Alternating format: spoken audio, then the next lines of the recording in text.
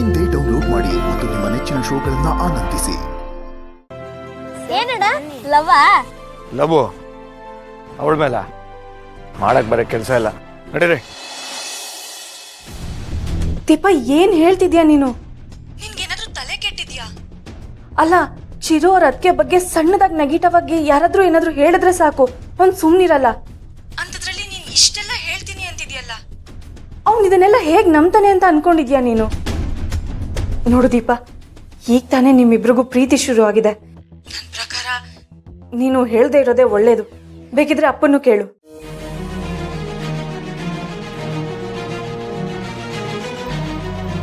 ನಿಮ್ಮ ಆತಂಕ ನಂಗೆ ಅರ್ಥ ಆಗುತ್ತೆ. ಆದರೆ ಹಸ್ಬೆಂಡು ಯಾರ ಮಾತು ಕೇಳ್ತಾರೋ ಬಿಡ್ತಾರೋ, ನನ್ನ ಮಾತು ಮಾತ್ರ ಕೇಳ್ತಾರೆ ಅನ್ನೋ ನಂಬಿಕೆ ನನಗಿದೆ ಅಕ್ಕ. ನನ್ನ ಜೊತೆ ಅವ್ರೀಗ ಮೊದಲಿನ ಥರ ಇಲ್ಲ, ನನ್ನ ತುಂಬ ಪ್ರೀತಿ ಮಾಡ್ತಿದ್ದಾರೆ. ದೀಪ, ಚಿರುನ ನಾನು ಚಿಕ್ಕ ವಯಸ್ಸಿಂದ ನೋಡಿದ್ದೀನಿ. ಅವ್ನು ಏನು ಅಂತ ನಿನಗಿಂತ ಚೆನ್ನಾಗಿ ನನಗೆ ಗೊತ್ತು. ಪ್ಲೀಸ್ ದೀಪ, ಈ ವಿಷಯದಲ್ಲಿ ದುಡುಕ್ಬೇಡ. ಧರ್ಮಾಧಿಕಾರಿಗಳು ಬದುಕಿದಿದ್ರೆ, ಅವರು ಚಿರು ಅತ್ತಿಗೆ ಬಗ್ಗೆ ಏನಾದರೂ ಅವನ ಹತ್ರ ಹೇಳಿದಿದ್ರೆ ಅವ್ನು ನಂಬ್ತಿದ್ನೋ ಏನೋ. ಯಾಕೆಂದ್ರೆ ಧರ್ಮಾಧಿಕಾರಿಗಳಿಗೆ ಸತ್ಯ ಗೊತ್ತಿತ್ತು, ಅವ್ರ ಹತ್ರ ಸಾಕ್ಷಿ ಕೂಡ ಇತ್ತು. ಆದ್ರೆ ಈಗ ಅವರು ಜೀವಂತವಾಗಿಲ್ಲ. ಅಲ್ಲ, ನೀನು ಯಾವ ಧೈರ್ಯದ ಮೇಲೆ ಇದನ್ನೆಲ್ಲ ಹೇಳಬೇಕು ಅನ್ಕೊಂಡಿದ್ಯಾ? ಇಲ್ಲ ಅಕ್ಕ, ನನಗಂತೂ ಈ ವಿಷಯದಲ್ಲಿ ನಂಬಿಕೆ ಇದೆ. ನೀವೇನು ಯೋಚನೆ ಮಾಡಬೇಡಿ, ಹಸ್ಬೆಂಡ್ನ ನಾನು ನಿಭಾಯಿಸ್ತೀನಿ.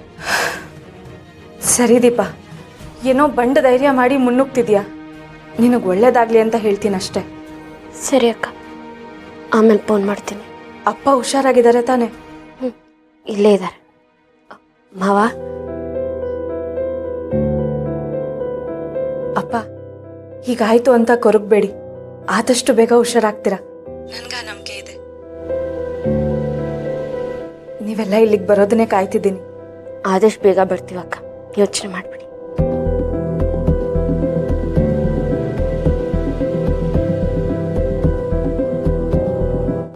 ಮಾವ, ಇನ್ನು ಎಷ್ಟು ದಿವಸ ಸುಮ್ಮನಿರೋಕ್ಕಾಗತ್ತೆ? ನಾನು ಅನ್ಕೊಂಡಿರೋದೇ ಸರಿ ಅಲ್ವಾ?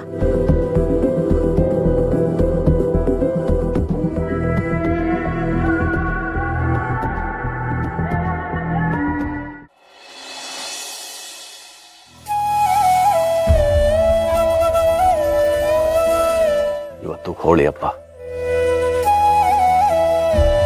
ಎಲ್ಲರೂ ಬಣ್ಣ ಹಚ್ಕೊಂಡು ಎಲ್ಲರೂ ಸಂತೋಷದಿಂದ ಸಂಭ್ರಮದಿಂದ ಹಬ್ಬನ ಆಚರಣೆ ಮಾಡ್ಕೋತಾ ಇದ್ದಾರೆ. ನಾನೊಬ್ಬ ಮಾತ್ರ ಒಂಟಿಯಾಗಿದ್ದೀನಿ. ಸಂತೋಷ ಸಂಭ್ರಮ ಹಂಚ್ಕೊಳ್ಳೋಕ್ಕೆ ಯಾರೂ ನನ್ನ ಜೊತೆಲಿಲ್ಲ.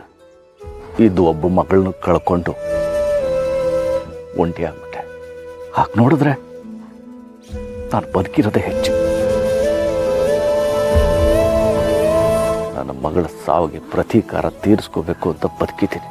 ಅದಕ್ಕೆ ಯಾವಾಗ ಸಮಯ ಕೂಡ ಬರುತ್ತೋ ಅತ್ತೆ ಅವ್ರಿಗೆ ಗೊತ್ತು.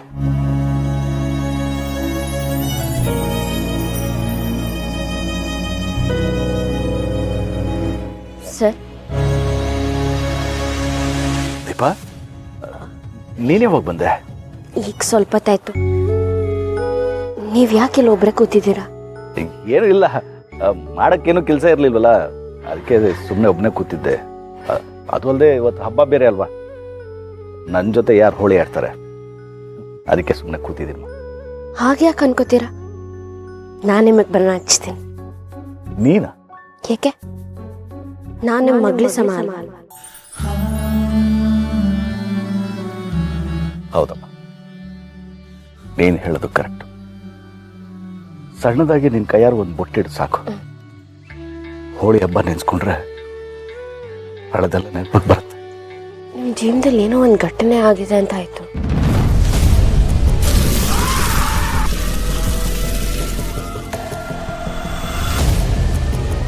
ಸರ್, ಏನು ಯೋಚನೆ ಮಾಡ್ತಿದ್ದೀರಾ?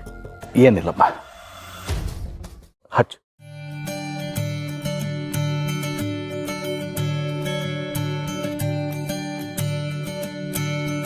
ಇನ್ನು ಯಾವತ್ತೂ ಹಂಗೆ ಯೋಚನೆ ಮಾಡಬೇಡಿ. ನನ್ನನ್ನೇ ನಿಮ್ಮ ಮಗಳು ಅನ್ಕೊಳ್ಳಿ. ಎಲ್ರಿಗೂ ನಿಂತರ ಮಗಳಿರ್ಬೇಕಮ್ಮ. ಎಲ್ರಿಗೂ ನಿಂತರ ಧೈರ್ಯ ಪ್ರೀತಿ ಬರಬೇಕು. ಇವತ್ತಿಂದ ನೀನು ನನ್ನ ಮಗಳು.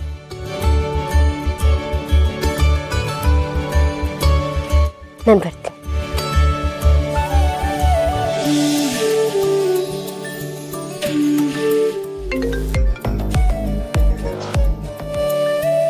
ಹಲೋ.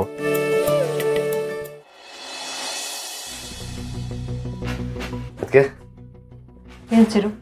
ಇವತ್ತೇನಾದ್ರು ಕೆಲಸ ಇದೆಯಾ ನಿಮಗೆ? ಅಂಥದ್ದೇನಿಲ್ಲ, ಆದರೆ ಮಧ್ಯ ಏನಾದರೂ ಆನ್ಲೈನ್ ಮೀಟಿಂಗ್ ಬಂದರೆ ಅಟೆಂಡ್ ಮಾಡಬೇಕಾಗುತ್ತೆ. ಏನೇ ಇದ್ರೂ ಪೋಸ್ಟ್ಪೋನ್ ಮಾಡ್ಕೊಂಬಿಡಿ. ಯಾಕೆ? ಸರ್ಪ್ರೈಸ್. ಸರ್ಪ್ರೈಸಾ? ಇವತ್ತು ಸಂಜೆ ಎಲ್ಲೂ ಹೋಗ್ಬೇಡಿ. ದೀಪ ನೋಡಿದ್ರೆ ಯಾವ ಕಾರಣಕ್ಕೂ ನನ್ನಿಂದ ಚಿರುನ ದೂರ ಮಾಡೋಕ್ಕಾಗಲ್ಲ ಅಂತ ಚಾಲೆಂಜ್ ಮಾಡಿದ್ದಾಳೆ. ಇವ್ ನೋಡಿದ್ರೆ ಈಗ ಏನೋ ಸರ್ಪ್ರೈಸ್ ಕೊಡಬೇಕು ಅಂತಿದ್ದಾನೆ.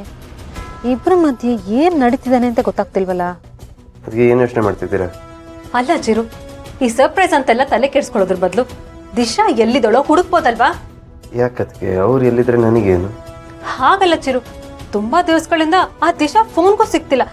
ಎಲ್ಲಿ ಹೋಗಿದ್ದಾಳೋ, ಏನಾಗಿದ್ದಾಳೋ, ಆಫೀಸ್ಗೂ ಬಂದಿಲ್ಲ. ದಿಶಾ ಅವ್ರ ಬಗ್ಗೆ ಯೋಚನೆ ಮಾಡೋದು ಬಿಡಿ. ಅದಕ್ಕೆ ನೀವು ಎಲ್ಲರ ಬಗ್ಗೆನೂ ತುಂಬ ತಲೆ ಕೆಡಿಸ್ಕೋತೀರ. ನೋಡಿ, ಅದನ್ನೆಲ್ಲ ನಾನು ಹ್ಯಾಂಡಲ್ ಮಾಡ್ತೀನಿ. ಅದೆಲ್ಲದಕ್ಕಿಂತ ಹೆಚ್ಚಾಗಿ ನಿಮಗೆ ನನ್ನ ಲೈಫ್ ಬಗ್ಗೆ ಚಿಂತೆ ಇದೆ ಅಂತಲೂ ನನಗೆ ಗೊತ್ತು. ಸೊ ಆ ಚಿಂತೆಗಳನ್ನೆಲ್ಲ ಇವತ್ತು ಕ್ಲಿಯರ್ ಮಾಡ್ತೀನಿ. ಅಲ್ಲ, ಸರ್ಪ್ರೈಸ್ ಕೊಡ್ತೀನಿ ಅಂತ ಈಗಷ್ಟೇ ಹೇಳಿದೆ, ಮತ್ತೆ ಈಗ ಇನ್ನೇನೋ ಮಾತಾಡ್ತಿದ್ಯಾ? ಆ ಥರ ಅಲ್ಲ, ರಾತ್ರಿ ಯಾವಾಗತ್ತೆ ಅಂತ ಕಾಯ್ತಾ ಇದ್ದೀನಿ. ಯಾಕೆ? ಅದೇ surprise. Be ready for the surprise. ಅದಕ್ಕೆ ಬಾಯ್. ಚಿರು ದೀಪನ ಬೇರೆ ಮಾಡೋದ್ರಲ್ಲಿ ನಾನು ಸೋಲ್ತೀನಿ. ನೋ, ಯಾವುದೇ ಕಾರಣಕ್ಕೂ ಹಾಗಾಗ್ಬಾರ್ದು.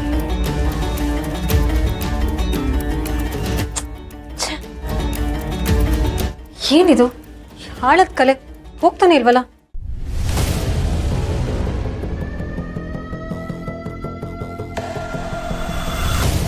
ಏನ್ ಸೌಂದರ್ಯ, ಇನ್ನೂ ನಿನ್ ಮೇಕಪ್ ಮುಗ್ದಿಲ್ವಾ? ಏನೋ ಕಲೆ ಹೋಗ್ತಾನೆ ಇಲ್ಲ ಅಣ್ಣ. ಕಲೆ ಆಗಿದ್ಯಾ? ಯಾರು ಮಾಡಿದ್ದು? ಯಾರು ಮಾಡಿದ್ದು, ಹೇಗ್ ಮಾಡಿದ್ರು ಅಂತೆಲ್ಲ ನಿಂಗೆ ಡೀಟೇಲ್ ಆಗಿ ಹೇಳ್ಬೇಕಾ? ಮೊದಲು ನೀನ್ ಬಂದ ವಿಷಯ ಅಂದ್ ಏನಂತ ಹೇಳು. ಇವತ್ತು ಹೋಳಿ ಹುಣ್ಣಿಮೆ ಅಲ್ವಾ, ದೇವಸ್ಥಾನದಲ್ಲಿ ದೀಪೋತ್ಸವ ಮಾಡ್ತಾರಂತೆ. ಫಂಡ್ ಸಿಗ್ಬೋದಾ ಅಂತ ಫೋನ್ ಮಾಡಿದ್ರು. ಒಂದು 50,000 ಅಥವಾ 1 ಲಕ್ಷ ಕಳಿಸ್ಬಿಡ್ಲಾ? 5 ರೂಪಾಯಿ ಕೂಡ ಕಳಿಸ್ಬೇಡ. ಅಲ್ಲ ಸೌಂದರ್ಯ, ಪ್ರತಿ ವರ್ಷ ದೇಣಿಗೆ ಕೊಡ್ತಿದ್ವಲ್ಲ. ಈ ಸಲ ಕೊಡಕ್ ಆಗಲ್ಲ ಅಂತ ಹೇಳ್ಬಿಡು. ಅಲ್ಲ ಯಾಕೆ? ದೀಪ ಅನ್ನೋ ಹೆಸರು ಕೇಳಿದ್ರೇನೆ ನಂಗಾಗಲ್ಲ. ಇಲ್ಲಿ ನೋಡಿದ್ರೆ ದೀಪನ್ ಕಾಟ, ಆ ದೇವಸ್ಥಾನದಲ್ಲಿ ದೀಪೋತ್ಸವನ? ಅಲ್ಲ ಸೌಂದರ್ಯ, ದೀಪೋತ್ಸವ ಈ ಊರಿನ ಜನ ಮಾಡ್ತಾ ಇರೋದು. ಊರಿನ ಜನಗಳಿಗೆ ಮಾಡಕ್ ಬೇರೆ ಕೆಲಸ ಇಲ್ವಾ? ಮತ್ತೆ ಮತ್ತೆ ದೀಪ ಅನ್ನೋ ಹೆಸರು ನನ್ ಮುಂದೆ ಹೇಳ್ಬೇಡ. ನಾವ್ ಯಾವ ಪೈಸೆನೂ ಕೊಡಲ್ಲ. ಕ್ಲಿಯರ್ ಆಗಿ ಹೇಳು. ಇನ್ನು ಏನ್ ಯೋಚನೆ ಮಾಡ್ತಿದ್ಯಾ? ಏನಿಲ್ಲ, ಫೋನ್ ಮಾಡಿ ಆಗಲ್ಲ ಅಂತ ಹೇಳ್ಬಿಡ್ತೀನಿ. ಹೇಳು.